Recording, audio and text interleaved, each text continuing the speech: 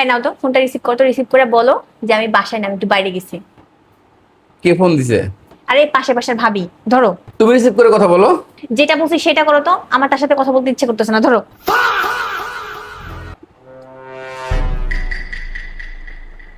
Hello. ওহো, কি ব্যাপার, আজকে ম্যাডাম কোথায়? সে একটু বাইরে গেছে, সে আসলে আমি বলবো আপনাকে ফোন দিতে, ঠিক আছে?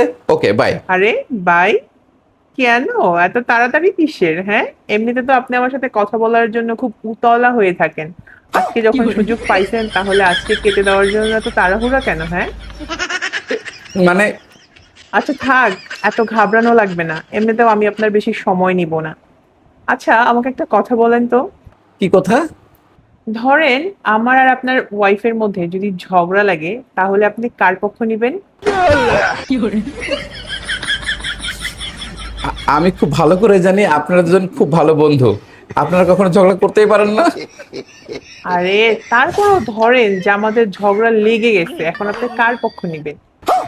আমি এটা বিশ্বাসই করতে পারি না, কারণ আপনি খুব বুদ্ধিমতী মেয়ে। আপনি ঝগড়া করতেই পারেন না। আচ্ছা তাহলে ধরেন যে ঝগড়া আপনার বউ শুরু করলো, তখন কি হবে? তখন আপনি কার পক্ষ নিবেন? শোনেন, আমার বউ যথেষ্ট ম্যাচিউর, সে আপনার সাথে কখনোই ঝগড়া করতে পারে না। আচ্ছা তাহলে ধরেন যে ঝগড়াটা আমিই শুরু করলাম, তখন আপনি কার পক্ষ নিবেন? মানে আপনারা ঝগড়া করেই ছাড়বেন? হ্যাঁ।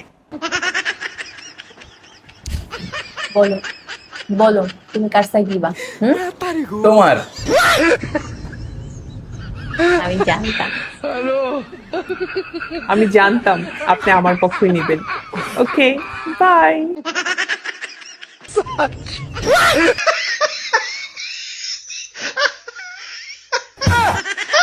बच गया साला।